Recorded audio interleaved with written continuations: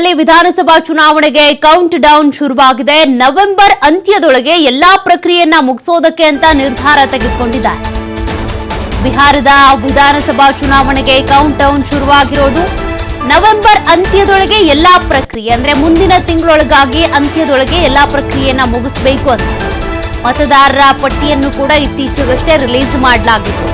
ಚುನಾವಣಾ ಮುಖ್ಯ ಅಧಿಕಾರಿ ಜ್ಞಾನೇಶ್ ಕುಮಾರ್ ಅವರು ಸ್ಪಷ್ಟನೆ ಕೊಟ್ಟಿದ್ದಾರೆ. ನವೆಂಬರ್ 22ನೇ ತಾರೀಕು ಬಿಹಾರ ವಿಧಾನಸಭಾ ಅವಧಿ ಮುಕ್ತಾಯ ಆಗುತ್ತೆ. ಹೀಗಾಗಿ ಮತದಾರರ ಪಟ್ಟಿ ವಿಶೇಷ ಪರಿಷ್ಕರಣೆಗೆ ಆ ಪ್ರಕ್ರಿಯೆ ಮುಕ್ತಾಯ ಕೂಡ ನವೆಂಬರ್ ಒಳಗಡೆನೆ ಆಗಿ ನವೆಂಬರ್ ಅಲ್ಲಿ ಚುನಾವಣೆ ಆಗಬಹುದು ಅಂತ. ಮತದಾರರ ಪಟ್ಟಿ ವಿಶೇಷ ಪರಿಷ್ಕರಣೆಯಿಂದ ಮತದಾರರಿಗೆ ನೆರವಾಗುತ್ತೆ. ಇನ್ನು ಎಸ್ಐಆರ್ ನಿಂದಾಗಿ ಮತಪಟ್ಟಿಯಲ್ಲಿನ ದೋಷಗಳು ನಿವಾರಣೆ ಆಗಿದೆ. ಅಂದ್ರೆ ಸಾಕಷ್ಟು ವಿರೋಧ ವ್ಯಕ್ತವಾಗ್ತಾ ಇತ್ತು. ಮತಪಟ್ಟಿಯಲ್ಲಿ ಸಾಕಷ್ಟು ಮತಗಳು ಆಗಿದೆ, ಜೊತೆಗೆ ಕೆಲವರ ಮತದಾರರ ಹಕ್ಕನ್ನ ಕಿತ್ತು ಹಾಕಲಾಗಿದೆ, ಕೆಲವರು ಮತದಾರರಿಗೆ ಮತದಾನದ ಹಕ್ಕೇ ಇಲ್ಲ ಅನ್ನುವಂತ ಆರೋಪಗಳಿತ್ತು. ಹೀಗಾಗಿನೇ ರಾಹುಲ್ ಗಾಂಧಿ ಅವರು ಕೂಡ ಮತದಾರರ ಅಧಿಕಾರ ಯಾತ್ರೆಯನ್ನು ಮಾಡಿದ್ರು. ಈಗ ಬಿಹಾರದಲ್ಲಿ 243 ವಿಧಾನಸಭಾ ಕ್ಷೇತ್ರಗಳಿಗೆ ಚುನಾವಣೆ ನಡೀಬೇಕಿದೆ. ದೇಶದಾದ್ಯಂತ ಮತದಾರರ ಪಟ್ಟಿ ವಿಶೇಷ ಪರಿಷ್ಕರಣೆ ಪ್ರಕ್ರಿಯೆ ನಡೆಯುತ್ತೆ. ಪ್ರತಿಯೊಂದು ಬೂತ್ನಲ್ಲೂ ಕೂಡ 1200 ಮತದಾರರು ಇರ್ತಾರೆ.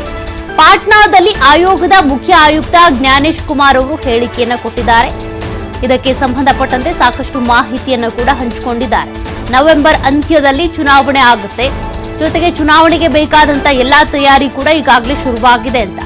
ಮತದಾರರ ಪಟ್ಟಿಗೆ ಸಂಬಂಧಪಟ್ಟಂತೆ ಸಾಕಷ್ಟು ಗೊಂದಲಗಳೇನಿದ್ವು ಅದೆಲ್ಲವನ್ನೂ ಕೂಡ ಬಗೆಹರಿಸುವಂತಹ ನಿಟ್ಟಿನಲ್ಲಿ ಪ್ರಕ್ರಿಯೆಗಳು ನಡೀತಾ ಇದೆ. ಆಲ್ಮೋಸ್ಟ್ ಎಲ್ಲವೂ ಮುಕ್ತಾಯ ಆಗುತ್ತೆ. ನವೆಂಬರ್ ಅಂತ್ಯದಲ್ಲಿ ಚುನಾವಣೆ ನಡೆಯುತ್ತೆ ಅನ್ನೋದರ ಬಗ್ಗೆ ಮಾಹಿತಿಯನ್ನ ಕೊಟ್ಟಿದ್ದಾರೆ ಜ್ಞಾನೇಶ್ವರ್ ಕುಮಾರ್ ಅವರು.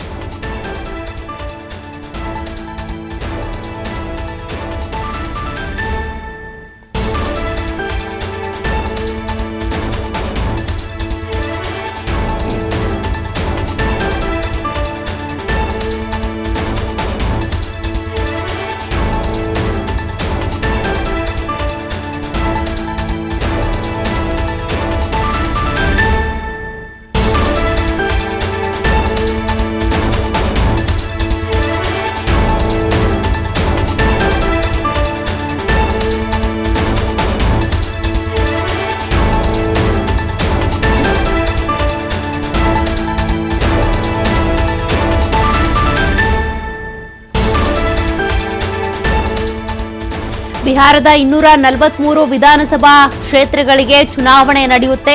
ಬಿಹಾರದಲ್ಲಿ ನಡೆಯುವಂತಹ ಚುನಾವಣೆ ಮೇಲೆ ಬಿಜೆಪಿ ಆಗಲಿ ಕಾಂಗ್ರೆಸ್ ಆಗಲಿ ಅಲ್ಲಿರುವಂತಹ ಪ್ರಾದೇಶಿಕ ಪಕ್ಷಗಳಾಗಲಿ ಕಣ್ಣಿಟ್ಟಿವೆ. ಬಿಹಾರದಲ್ಲಿ ಈ ಬಾರಿ ಮುಖ್ಯಮಂತ್ರಿ ಅಭ್ಯರ್ಥಿಗಳಿರ್ಬೋದು, ಜೊತೆಗೆ ಮುಖ್ಯಮಂತ್ರಿ ಆಗಬೇಕು ಅನ್ನುವಂಥ ಆಕಾಂಕ್ಷಿಗಳಿರ್ಬೋದು, ಭರದಿಂದ ಚುನಾವಣಾ ಪ್ರಚಾರ ತಯಾರಿಯನ್ನ ಮಾಡಿಕೊಳ್ತಾ ಇದ್ದಾರೆ. ಇದರ ಮಧ್ಯದಲ್ಲೇ ಚುನಾವಣೆಗೆ ಸಂಬಂಧಪಟ್ಟಂತೆ ಮೊದಲನೇದಾಗಿ ಪ್ರಮುಖವಾಗಿ ಇದ್ದಿದ್ದು ಮತದಾರರ ಪಟ್ಟಿಯ ಪರಿಷ್ಕರಣೆ. ಆ ಪ್ರಕ್ರಿಯೆ ಕೂಡ ನಡೆಯುತ್ತೆ ಅಂತ ಮಾಹಿತಿ ಕೊಟ್ಟಿದ್ದಾರೆ ಜ್ಞಾನೇಶ್ ಕುಮಾರ್.